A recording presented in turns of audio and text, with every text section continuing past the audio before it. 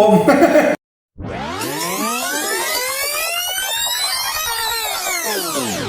Jadi nama saya Pria Pilihan Komunikasi. Terus saya hadir sini buat nanya-nanya soal sekolah rakyat. Saya tuh kan udah punya gambaran, cuman kayak pengen tahu jawaban-jawaban yang lebih mendalam gitu. Terus dari mana kita mau mulai ini? Jadi pertanyaan pertama tuh yang paling umum gitu. Sebenarnya itu sekolahnya kayak gimana Om? Kayak buat apa? Terus ya perbedaannya sama sekolah lain itu apa? Sekolah rakyat ini seperti yang disampaikan oleh Pak Menteri, Wakil Menteri itu, dan ini adalah manifest atau apa istilahnya, mengkonkretkan perintah Presiden dalam rangka melayani rakyat di sektor pendidikan. Itu satu. Yang kedua, sekolah rakyat ini adalah jalan untuk mengentaskan kemiskinan. Gitu. Penduduk miskin kita kan jumlahnya 24 juta sekian kan. Dari mana taunya? Setelah ditetapkan data tunggal sosial ekonomi nasional DTSN.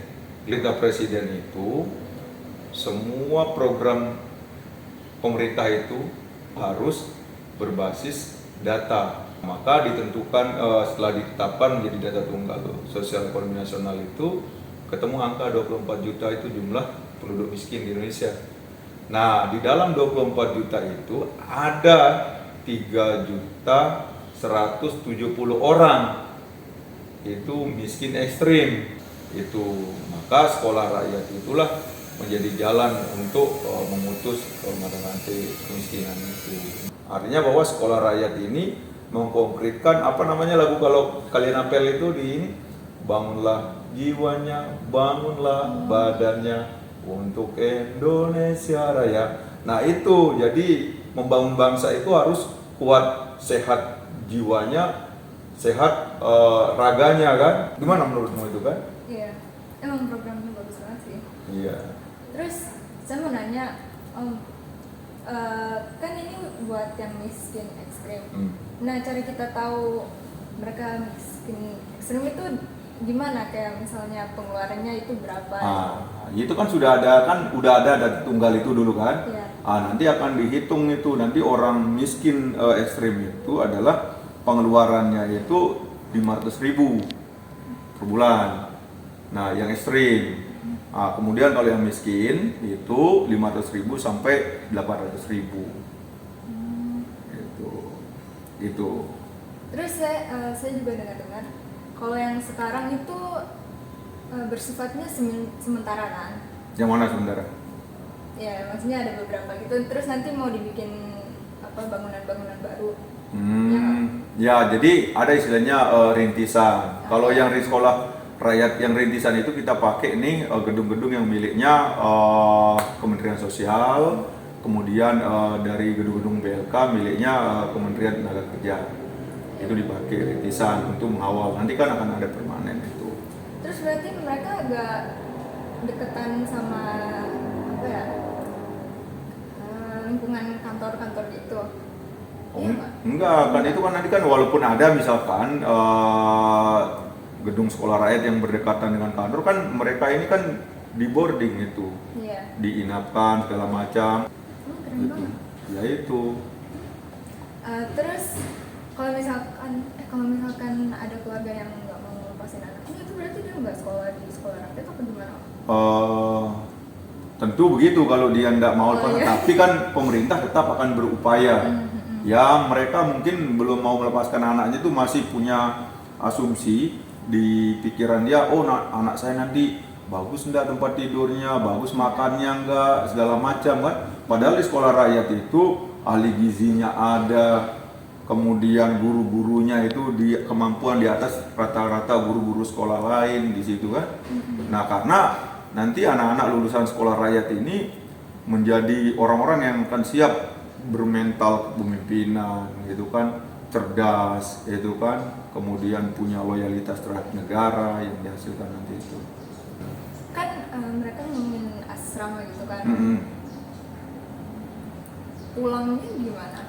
Yang nggak pulang lah, mungkin nanti ada libur-libur dia akan Iya, berkunjung ke keluarganya. Ya kalau sekolah pulang itu kan bukan boarding namanya itu. Nah, kenapa kita mau boardingkan, kita mau inapkan kayak di pondok-pondok itu supaya mentalnya terbangun. Saya ini harus menjadi orang yang mandiri, bisa menghasilkan secara ekonomi, secara sosial, bermanfaat kepada lingkungan dan lain-lain, membangun negara itu tentunya kan. Iya. Itu. Mau nanya, nanti sekolahnya itu targetnya ada berapa? Satu kabupaten yang memiliki sekolah rakyat itu idealnya 1.000 dari SD, SMP, SMA. Gitu. Kalau jumlah sekolah rakyat seluruh Indonesia ntar kira-kira berapa?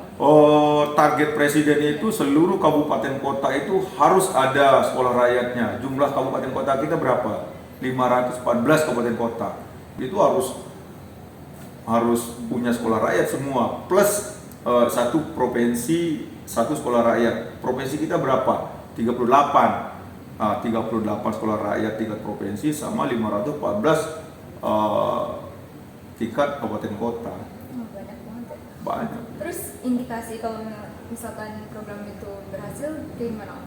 Indikator umumnya bahwa lulusannya nanti menjadi orang yang mandiri, kemudian cerdas, yaitu kan, secara keilmuan, kemudian punya mental kepemimpinan, punya mental cinta tanah air, gitu. Patriot lah yang kita mau.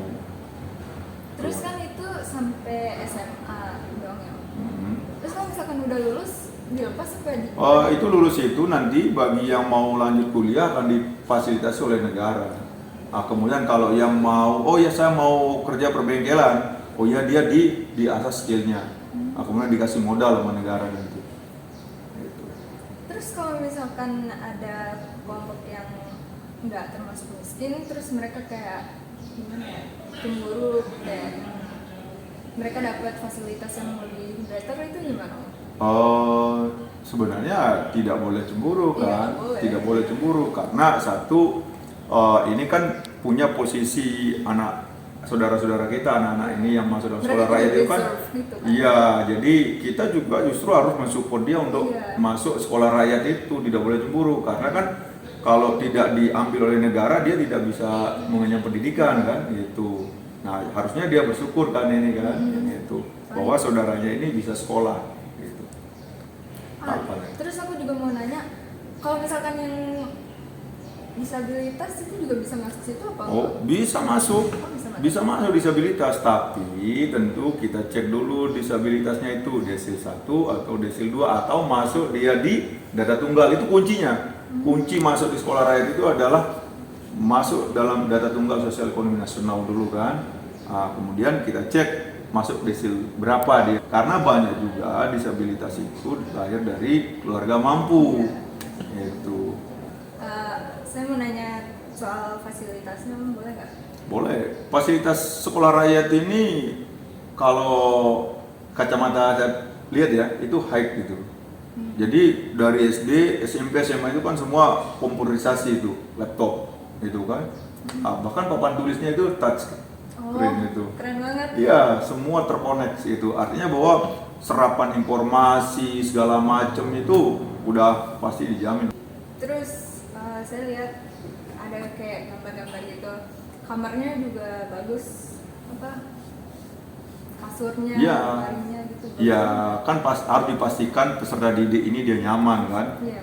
Nyaman, kemudian terjamin dia bisa belajar kan dengan nyaman itu kan. Mulai dari tempat tidur, ruang kelas, sarana belajar segala macamnya itu harus dijamin pasti itu menunjang mereka untuk beraktivitas. Ada juga kemarin itu pengalaman itu. Saya juga tidak ikut ke lokasi pada saat pengecekan itu. Begitu dibukain laptop, ada juga yang baru tahu bagaimana caranya kan, tapi begitu diajar cepat sekali dia nangkap gitu. Artinya bahwa anak-anak yang sekolah di sekolah rakyat yang berasal dari keluarga miskin itu dia punya isi kepala yang tidak rendah-rendah sekali. Iya, cuman kurang Iya, mereka tidak difasilitasi saja untuk up pengetahuannya. Kalau di up itu bisa diadu dengan yang lain itu anak-anak miskin itu. Begitu.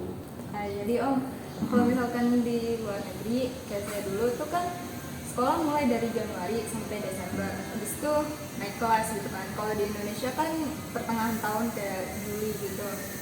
Kalau misalkan ada anak yang mau masuk sekolah rakyat tapi bukan dari Juli, itu bisa nggak? Nah, disitulah unggulnya sekolah rakyat itu yang dikomandoi oleh Prof. Nuh kan. Jadi ada istilahnya itu multi entry dan multi exit. Jadi misalkan dia bisa ini anak orang miskin ini dia tidak pernah sekolah, tapi umurnya dia seharusnya dia kelas 3 kan. Ya udah dia masuk di situ. Dimasuk di situ nanti dikembangkan dengan pola teori teknik apa dari pengajar di sekolah rakyat yang sudah disiapkan. Kemudian nanti kalau dia misalkan sudah merasa mampu untuk oh ya sudah bisa saya mandiri katanya kan, ya udah saya mau keluar, dipersilakan. Multi itu exitnya itu, silakan mau keluar di sini katanya bilang. Tapi tidak dilepas begitu saja oleh negara, tapi nanti dia keluar ya udah kamu butuh apa, upskilling misalkan itu skillnya didorong oleh negara, kemudian nanti negara juga siapkan bantuan modal, penunjang dan lain-lain, sehingga skill yang dia dapatkan di sekolah rakyat itu bisa berkembang, sehingga dia nanti menjadi anak yang mandiri gitu. Jadi Om, banyak kan keluarga-keluarga dibantuin gitu sama anaknya, misalnya dibantuin jualan. Terus kalau misalkan mereka di asrama, keluarganya itu dibantuin gimana? Nanti jenis apa misalkan pekerjaan orang tuanya yang dibantu oleh anaknya itu dibantu oleh negara. Misalkan dia bapaknya ini karena sudah diambil anaknya untuk yang selama ini membantu dia berproduksi ekonomi, ya udah nanti negara hadir di situ lewat program-programnya, tidak hanya dari Kementerian Sosial tapi dari kementerian lain. Itu yang dibilang pemberdayaannya, keluarganya diberdayakan, didorong dia untuk menjadi keluarga yang mampu oleh negara. Oke Om, pertanyaan saya kayaknya cukup sampai situ aja. Terus saya mau nanya, ada kata-kata nggak buat seluruh anak-anak di Indonesia dari Om? Saya sih sebenarnya untuk orang tuanya, jadi seluruh orang tua atau rakyat Indonesia kita harus maksimalkan program ini kan, karena ini adalah momentum kita untuk bangkit menjadi bangsa yang berdiri di bawah kaki sendiri, berdaulat, berkebudayaan, karena kita harus belajar kan dari beberapa negara yang bangkit dengan mendorong pendidikan. Misalkan nih, Jepang itu pernah di bom atom itu kan, itu Hiroshima, Nagasaki itu kan pada saat Perang Dunia Kedua itu kan, apa yang dia tanya oleh pemerintah Jepang pada saat itu, berapa sisa guru kita katanya kan, maka dia majukan pendidikan. Kemudian Korea Selatan, perang Korea kan, itu pasca itu dia majukan pendidikan. Kemudian Cina itu pendidikan dimajukan, dan kita tahu hasilnya sekarang Cina seperti apa. Kemudian di negara-negara Skandinavia, misalkan Norwegia dan lain-lain, Swedia itu kan kita lihat pendidikannya kan, kiblat pendidikan dunia di situ kan. Nah, itu semua berasal dari pendidikan di situ. Maka sekolah rakyat ini adalah jalan satu-satunya yang harus kita tempuh untuk menghidupkan jiwa dan bangsa negara kita.